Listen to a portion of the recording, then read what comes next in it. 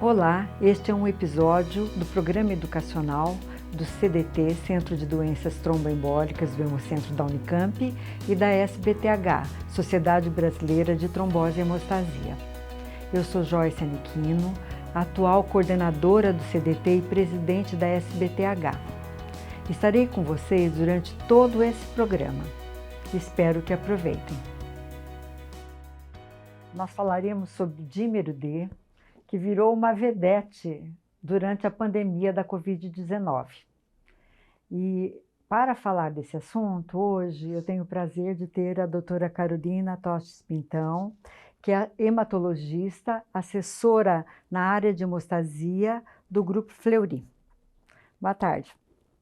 Oi, Joyce, boa tarde. Então, a primeira questão que eu gostaria de lhe fazer, Carol, é se o dímero D, o que ele significa? Obrigatoriamente é sempre uma alteração da hemostasia ou não? Joyce, o dímero ele é um fragmento de degradação da fibrina. Então, é a fibrina polimerizada. Então, sempre que você tem qualquer estado de ativação da coagulação ou algum estado inflamatório que gere fibrina, você pode gerar dímero D. Então, o dímero D não representa só diretamente uma alteração hemostática, ele também se eleva em outras condições inflamatórias sistêmicas, tá? Então, ele é um fragmento da fibrina polimerizada e ele pode se formar porque teve ativação intravascular ou por qualquer condição clínica que gere formação de fibrina, ainda que seja nessa situação de um estado inflamatório sistêmico. E a gente sabe que existem vários métodos que são utilizados para quantificação do dímero D. Seria importante que você pudesse pontuar esses métodos, saber a diferença entre eles e também o uso do point of care para a medida do dímero D. Existem, de fato, diversos métodos para dosagem de dímero. Então, o método mais tradicional, mais antigo, talvez seja o ELFA, né, que é por fluorimetria. Outros métodos foram sendo desenvolvidos. Um dos métodos hoje mais usados são os métodos de imunoturbidimetria. E existe também, um pouco mais recentemente, entrando no mercado, os métodos por quimiluminescência. No final das contas, todos os métodos usam anticorpos que detectam esse fragmento de D, né, instante da degradação da fibrina, e eles variam tanto pelo método de dosagem quanto pelo anticorpo utilizado para reconhecimento dessas moléculas. O ELFA, ele é um método antigo, ele tem diversas já foi testado em muitas situações, mas ele é um método lento, é muito difícil você usar esse método para rotinas de alto volume. Nisso que veio um pouco o caminho de entrar os métodos de turbidimetria, né, que são métodos que conseguem processar um número maior de amostras, e depois mais recentemente imunodeficiência, que ainda está um pouco ganhando mercado, ainda tem algumas limitações também em termos de robustez, de performance, né?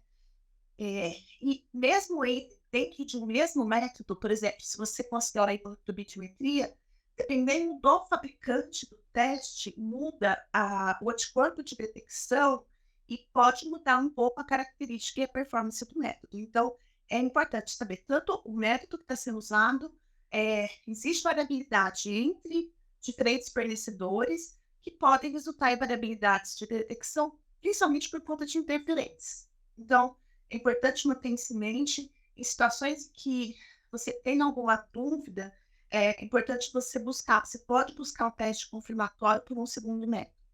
Os métodos de point of care, eles também estão aí no mercado há algum tempo, mas o que é um pouquinho mais complicado dos métodos de point of care, porque assim, esses testes eles têm que ser liberados para sua aplicação essencial, fundamental, que é exclusão de evento trombótico. Então, é medição de dímero D por mapa do intravascular.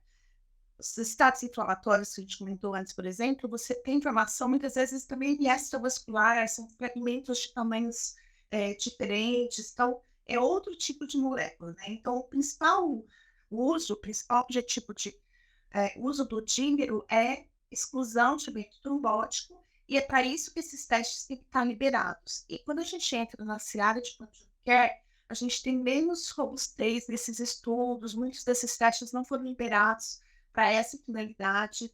Às vezes eles têm um papel, por exemplo, numa triagem, mas é muito importante a gente estar nesse contexto da indicação clínica e da visão crítica das limitações do método para poder tomar as medidas subsequentes, né?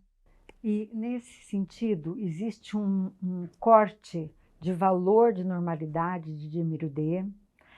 A gente ouve falar e sabe que a idade também pode ter um papel de valor desse dímero D, e algumas situações clínicas, como gestação, câncer, e eu gostaria que você comentasse um pouquinho sobre isso. O valor de corte clássico de dinheiros, né?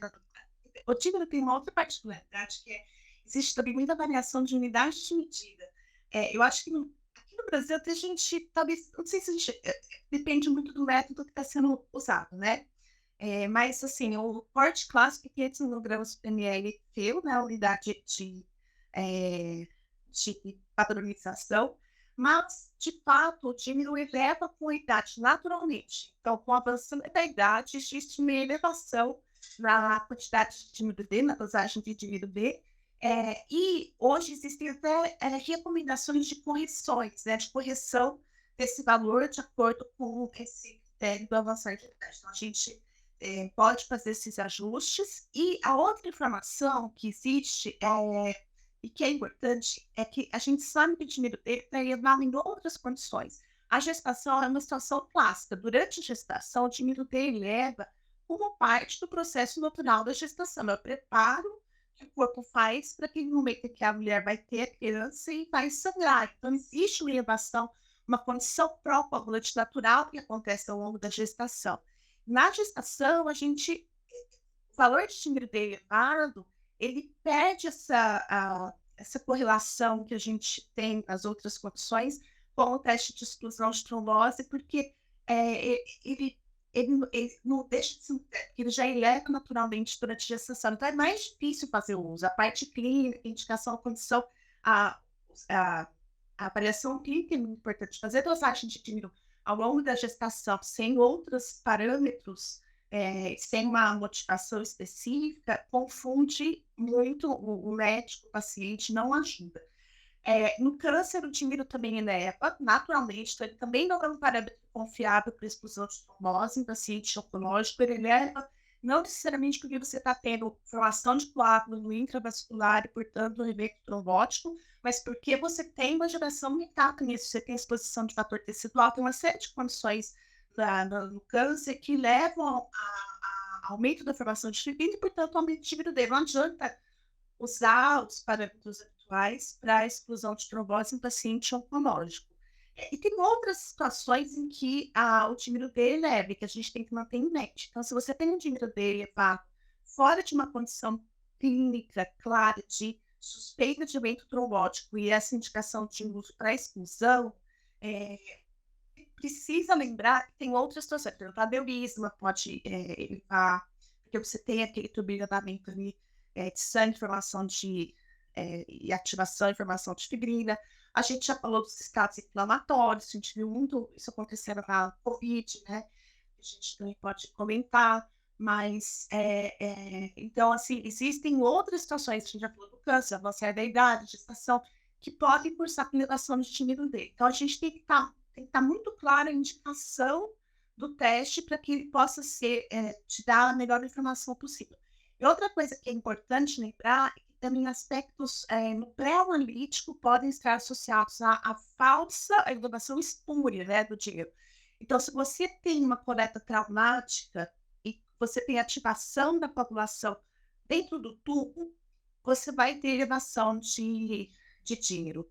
Então, por isso que a indicação, isso é um cuidado que os laboratórios têm, né? Os laboratórios verificam, eles olham se a amostra chega com fibrina, o teste não é feito. A gente devolve e pede uma recoleta, porque a informação ajuda. Só que, às vezes, a fibrina pode estar aderida, você pode ter, não conseguir visualizar. Então, é muito importante o médico saber em que contexto ele está pedindo dímero para fazer para fazer, de fato, melhor uso dessa informação para as investigações subsequentes. Quando a elevação não está condizente com o paciente, por algum motivo o exame foi coletado, a gente precisa lembrar desses outros fatores, incluindo a condição pré-analítica, que é importante.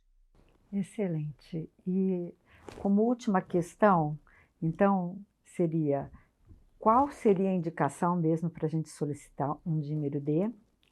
E a gente vê isso até na prática, pacientes que tiveram Covid-19 e os médicos ficam quase que solicitando mensalmente a dosagem de dímero D e muitas vezes isso se mantém bastante elevado por meses. Será que isso é uma conduta adequada? E o que isso significa? E como eu já até presenciei pessoas que são orientadas a utilizar anticoagulação por causa desse dímero D elevada, sem nenhuma comprovação de trombose. Então, Joyce, o tímido sempre foi um teste, né? Assim, muitas vezes usado, ele tem um uso muito claro, ele é desenhado com muita clareza, um teste para apoio à exclusão de evento trombótico. Então, você tem critérios pré-teste sugestivos, você faz o teste positivo abre um leque de investigação, e o teste negativo exclui a possibilidade de evento. Então, essa é a aplicação assim, clássica do dímero D. Quando ele vem positivo, se você tem um pré-teste sugestivo, aí você faz as condutas de investigação de imagem, segue a sua rotina de investigação e tratamento. O dímero, no contexto do Covid, ele de fato deu muita notoriedade. E a gente também não sabia qual era o significado desse dímero elevado, né? Então, assim, óbvio, existe um estado inflamatório ali, né, na infecção, naturalmente, poderia esperar mesmo que você tenha, são pacientes graves, com um estado de pró-inflamatório sistêmico, você espera que haja elevação de tímido dele, mas na Covid isso começou a ganhar outros contornos, né? Com o passar do tempo, a gente foi entendendo algumas coisas. Uma delas é a elevação do tímido na Covid, durante a infecção com Covid, existe, pode existir um interferente que são anticorpos heterólogos, não super bem caracterizados, mas já muito claro a demonstração de que anticorpos heterólogos podem interferir no teste, na execução do teste. Não é uma real elevação, é o interferente do teste, assim como a gente conhece classicamente, por exemplo. Hoje já tem muita coisa nos exames para bloquear, por exemplo, a interferência de atomilatóide ou outros anticorpos aí diversos, né? Os testes evoluíram bastante, o Covid veio com uma coisa nova e a gente percebeu muito, depois que os estudos foram feitos, às vezes a gente vê elevação por um método, normal por outro, e aí isso foi se delineando, investigações foram sendo feitas, e a gente sabe que parte desses casos pode se explicar por interferente. Essa é uma situação, por exemplo, em que, às vezes, o uso de um segundo método pode ajudar nesse esclarecimento. Mas não é só isso, né? Você também pode ter elevação, como eu já disse, por conta desse estado inflamatório. O que isso significa? Não está claro, não existe nenhum estudo, nem embasamento em literatura para tomada de conduta com base nesse resultado de exame para esses pacientes. Então, talvez no futuro a gente encontre alguma coisa que embase alguma tomada de conduta ou que deixe mais claro o valor do exame nesses pacientes. Hoje, isso não está claro. Ficar fazendo dímero em paciente pós-Covid não tem indicação clínica, não tem conduta associada, ele não é um fator preditor de um evento, a gente não sabe que papel ele tem como preditor de evento trombótico, então não há indicação de ficar fazendo exame de tímido D em paciente pós-Covid. Não tem nada que você passe com essa informação, e muitas vezes você vai fazer o inverso, você vai começar a fazer tratamentos que trazem consigo riscos, né? Você anticoagular o paciente traz consigo um risco, que é o sangramento, e a gente sempre tem que estar com a balança adequada. Então, quando você sabe que o paciente vai se beneficiar da anticoagulação, você lida com esse risco de sangramento, porque você sabe que o risco de evento é muito maior. Nessa situação da Covid, isso não está claro, não existe embasamento para essa tomada de decisão. Então, não há indicação, não há papel de ficar dosando de meio termo nesses pacientes. A gente não tem uma conduta clínica aí que se associa a isso. E aí é importante sempre ter em mente, por isso que eu acho que essa discussão, esse tema de discussão é tão relevante, é, além de entender o contexto de solicitação, é importante o médico saber essas questões. O que pode interferir, o que não pode, em que momentos você deve pensar, ó, será que eu posso ter algum fator? E isso está muito baseado na indicação pré-teste, tá, gente? É muito baseado na indicação pré-teste. Se essa indicação pré-teste é boa e adequada, mesmo que você lide com um resultado falsamente errado, você tem mais benefício em investigar do que não, porque você tem um vazamento clínico pré-teste alto, mesmo que haja algum interferente, mesmo que haja um pré-analítico interferindo no resultado, você está bem embasado em investigar, porque você tem um pré-teste que te sugere que possa haver evento trombótico. Se você não tem esse pré-teste, o resultado elevado perde um pouco do significado, e você precisa lembrar de todos esses fatores, né, que a gente falou. Tem alguma doença de base, que pode estar associada, tem uma condição natural da vida, envelhecimento, uma gestação, pode ter um pré-analítico associado, então a gente tem que lembrar desses fatores. É importante ter uma análise crítica por dia, né? Não é um exame que faz parte de um check-up, ele tem uma indicação específica, tá? Não é um exame que é para ser feito fora do contexto de indicação pré-estabelecida e, em específico, exclusão de evento trombótico. Carolina, queria lhe agradecer muito. Foram colocações muito pertinentes e espero chamá-la para outros eventos que nós formos realizar, tá bem? Joyce, eu te agradeço, é um prazer participar aqui com vocês, é um tema super relevante e fico à disposição e obrigada pela oportunidade. Boa tarde. Se você gostou deste episódio, não deixe de compartilhar com seus colegas. Outros episódios estão disponíveis no site do CDT e da SBTH. Aproveitem!